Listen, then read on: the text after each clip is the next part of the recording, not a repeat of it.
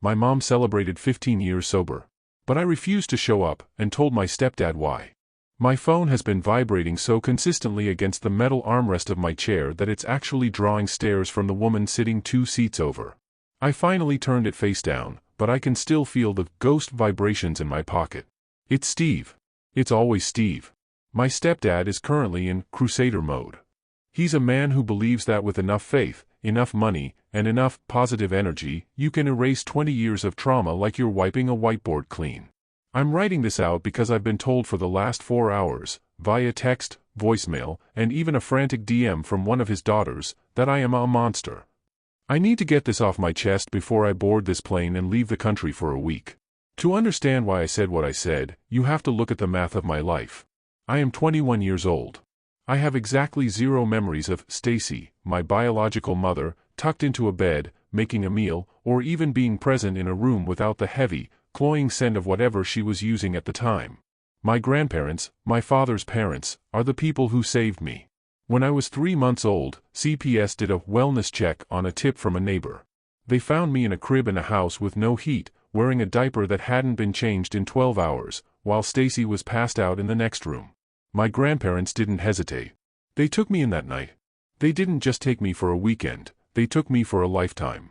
Stacy's parental rights weren't temporarily suspended. They were legally terminated. A judge looked at the evidence of her lifestyle and the danger she posed to an infant and decided she had no right to be my mother. She spent the next 7 years in and out of the correction system. I grew up in a house filled with stability, but it was a stability built on the ruins of her choices. About 15 years ago, Stacy finally hit whatever rock bottom people like her talk about. She got clean. She did the 12 steps. She did the work. I don't want to diminish that, getting clean is hard. But for me, her sobriety was always a distant event. It happened in halfway houses and church basements far away from the life I was building with my real parents, my grandparents. Enter Steve. 8 years ago, Stacy met Steve. Steve is the kind of man who loves a project. He's a high-level executive, a devout Mormon, and he is wealthy in that quiet, old money way that means he never looks at a price tag. To Steve, Stacy isn't a person with a dark, jagged past, she's a miracle. He loves to tell people her story, usually at dinner parties where he can play the role of the benevolent savior who plucked her from the ashes. The problem is, Steve thinks that because he forgave her, everyone else is obligated to do the same. He treats her recovery like a family business that we all have a stake in. Last week, a thick, cream-colored envelope arrived at my apartment. It was heavy. It was formal. Steve and Stacy invite you to a gala of grace, celebrating 15 years of sobriety and a life transformed. It's being held at a country club where the membership fee alone would pay for 2 years of my college tuition. I stared at it and felt a physical wave of nausea. It wasn't just a party, it was a performance. I called my grandmother. I asked her if she was going. "Honey," she said, her voice sounding tired. "We did our time. We spent 15 years dealing with the police, the lawyers, and the heartbreak. We don't need to go to a country club to hear speeches about how great she's doing now. We're glad she's clean, but we're busy." My aunt, my uncles, my cousins, they all had the same reaction. Nobody was going. It's not a boycott, it's just total apathy. To us, her being sober isn't a milestone to be celebrated with a 3-course meal. It's the baseline level of human decency she should have had 21 years ago. I'm a 21-year-old senior. I have worked 3 jobs, tutoring, waiting tables, and a warehouse shift, to save up for my final spring break. I'm going to Mexico with my best friends. I've earned this week of peace. I sent Steve a very polite text. "Hey Steve, thanks for the invite. I won't be able to make it as I have prior plans that weekend. Hope it's a nice event." I was at the library, trying to finish my last paper before break, when the phone started buzzing. "Steve, prior plans? My name, this is the most important night of your mother's life. What could be more important than this?" I should have ignored it. I really should have. But I was tired, I was stressed, and I was sick of the word mother being used by a man who has no idea what that word actually costs. Myself. I'm the priority that weekend. "Steve, that's incredibly selfish. Stacy has been praying for you to be there.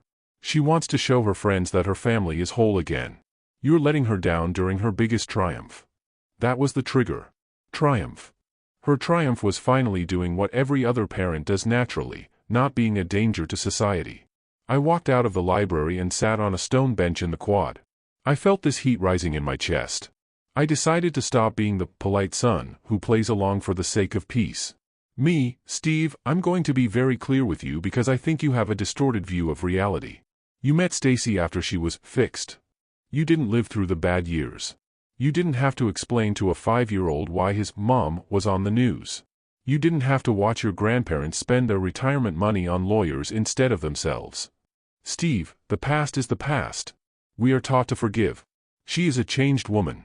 You are dehumanizing her by holding on to things that happened when you were a baby. Me, I'm not holding on to anything. I've let her go. That's the point. I don't feel anything for her. Her recovery is 15 years old? Great. I'm 21. That means for the first 6 years of my life, she was a monster, and for the next 15, she was a stranger. I'm not proud of her, Steve. I never will be. I don't celebrate people for finally doing the bare minimum after destroying everything in their path. Steve, you're a jerk. You're going to Mexico to drink and party while your mother is celebrating her life? All her friends will be there. We need a united front. It's about the optics. Me, optics? You want me to be a prop. You want to show off the forgiving son so you can feel like you've successfully completed your redemption project. I'm not a prop. I'm a person she failed. If you want to talk about dehumanizing, look at how you're trying to use me to make a room full of strangers feel good about an addict's transformation. Tell her NA sponsor that pushing victims for presents is a violation of the program. I'm out. Enjoy the party. Steve didn't stop. He called me an asshole. He said I was cruel. He said Stacy was sobbing because of what I said. Here is the thing people don't get about being the child of an addict: we are always expected to be the bigger person. We are expected to swallow our anger, our hurt, and our stolen childhoods the moment the addict says, "I'm sorry." But "I'm sorry" doesn't give my grandparents their retirement back. It doesn't give me the mother I should have had. I am not bitter. I am just done. I don't hate Stacy. Hate takes energy. I just feel nothing. Her recovery doesn't matter to me because it didn't save me when I needed saving. It only saved her. My aunt called me an hour ago. She's on my side, but she's worried. "You shouldn't have been so honest," she whispered. Steve is a simple man. He doesn't understand the depth of the rot. You just confirmed every fear Stacy has that she'll never be forgiven. Good, I told her. Because some things aren't forgivable. They're just survivable. Now, I'm sitting here, waiting for my flight. I've blocked Steve's number. I've blocked Stacy's too, just in case. I feel like the villain in their gala of grace. I'm the one who refused to play the part. I'm the unchristian son who won't clap for a woman who shares his DNA but nothing else. But as I look at my boarding pass, I don't feel like a villain. I feel like a 21-year-old man who is finally choosing his own life over the optics of a reformed addict's marriage. Am I the a-hole? Update. I didn't expect to write an update this soon, and honestly I didn't think anything meaningful would happen while I was gone. I figured the whole situation would cool off once the party happened and everyone moved on to something else. Instead, things escalated in ways I didn't anticipate, and coming back home has felt stranger than leaving ever did. The flight itself was uneventful. Once the plane took off and my phone switched to airplane mode, the silence felt almost unnatural. For the first time in days, nobody could reach me. No buzzing, no messages stacking on top of each other, no pressure to respond or defend myself. I slept most of the flight, not because I was tired but because my brain finally stopped running through arguments I'd already had 100 times in my head. Mexico was exactly what I needed, though not in the dramatic, life-changing way people describe trips online. It was simple. Warm air, loud streets, cheap food, my friends arguing about where to go next. Nobody there knew anything about my family. Nobody asked me about forgiveness or healing or milestones. I was just another college senior on spring break, and that normalcy felt unfamiliar at first. The first couple of days, I kept reaching for my phone out of habit. I'd open it expecting another long paragraph from Steve or some extended relative telling me how disappointed they were. Instead, there was mostly silence. A few missed calls from unknown numbers, one voicemail from Steve that I didn't listen to, and several messages from my aunt telling me to enjoy my trip and not engage with anything until I got back. Around the third day, curiosity got the better of me. I checked social media, which was a mistake. The party had happened the night before. Someone had posted photos publicly. The country club looked exactly how I imagined: white tablecloths, floral centerpieces, people dressed like they were attending a charity gala. There was a banner with gold lettering celebrating 15 years of sobriety. Steve stood at a podium in one photo, smiling like he was hosting an awards ceremony. My mom stood next to him, dressed elegantly, looking healthy and composed. What caught my attention wasn't her, though. It was the comments. People kept asking where her son was. Some comments were polite, others less so. A few people wrote things about how inspiring it was that she had rebuilt her family, and then someone replied asking why none of her relatives appeared in the photos. That thread turned awkward quickly. One of Steve's friends responded defensively, saying family members were busy, but the tone shifted after that. I closed the app because I realized something uncomfortable: Steve hadn't been exaggerating about the optics. My absence had been noticeable. I didn't feel guilty exactly. More like detached curiosity, the way you might feel hearing about a distant event that technically involves you but doesn't emotionally register. 2 days later, my aunt called while I was sitting on a beach watching my friends argue about jet skis. Her voice sounded careful, like she was choosing every word before saying it. The party hadn't gone the way Steve expected. Apparently, during his speech he talked extensively about redemption and second chances. At some point he mentioned how addiction damages families but faith restores them. That's when someone asked publicly whether her son would be speaking. Steve tried to laugh it off, but it created an awkward moment that never really recovered. My mom ended up giving a speech herself. According to my aunt, she didn't defend Steve or criticize me. Instead, she admitted that not everyone she hurt had come back into her life and that sobriety doesn't erase consequences. My aunt said the room went very quiet after that. That part stuck with me. Not because it changed how I felt, but because it was the first time I'd heard about her acknowledging reality without someone trying to rewrite it into a redemption narrative. When I got back home a week later, I expected another confrontation waiting for me. Instead, there was nothing. No angry messages. No dramatic family intervention.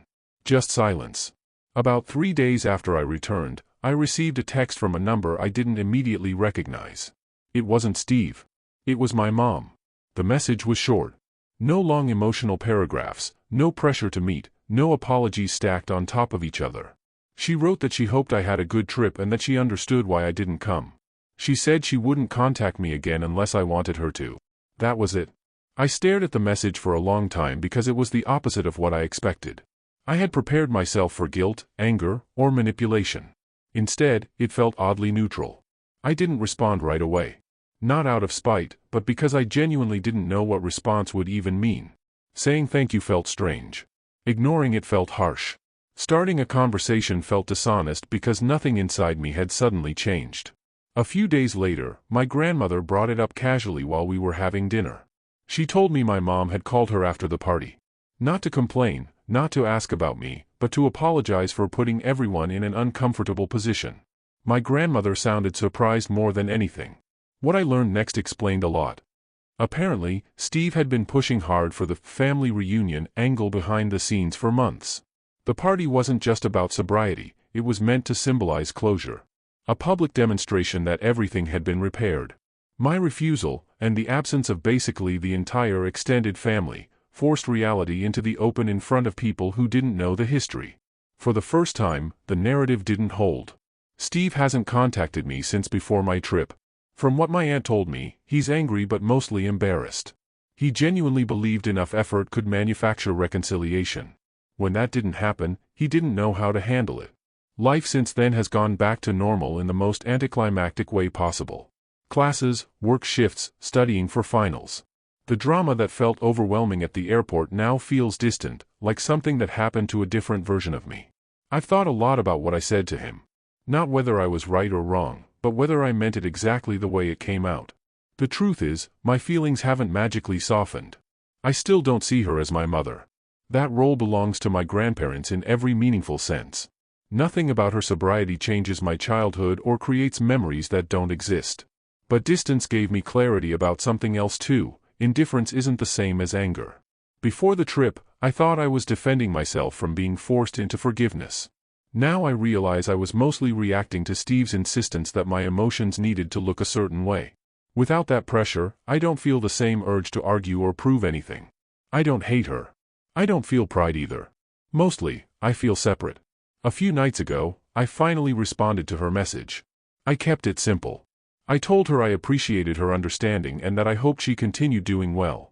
I didn't open the door wider than that, and I didn't pretend we were rebuilding anything. She replied once, saying she understood and wished me luck finishing school. No emotional flood followed. No attempt to schedule a meeting. The conversation ended naturally, which honestly surprised me more than anything else that's happened. My aunt thinks this is progress. My grandmother thinks it's healthier than constant conflict. My friends think the whole situation sounds exhausting and are just glad I'm back stressing about exams instead of family drama. As for me, I feel lighter, but not because anything was resolved in a cinematic way. Nothing has been fixed. There hasn't been forgiveness or reconciliation or a heartfelt reunion. What changed is simpler than that. The expectation stopped.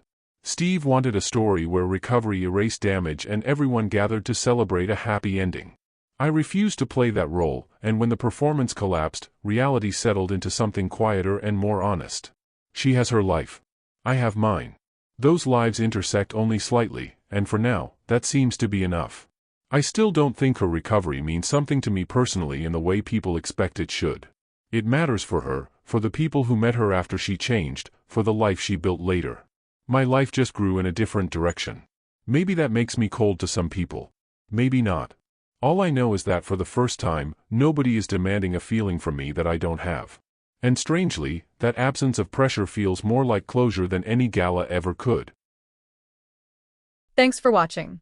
Don't forget to like, share, and subscribe to Daily Tales Update for more such stories.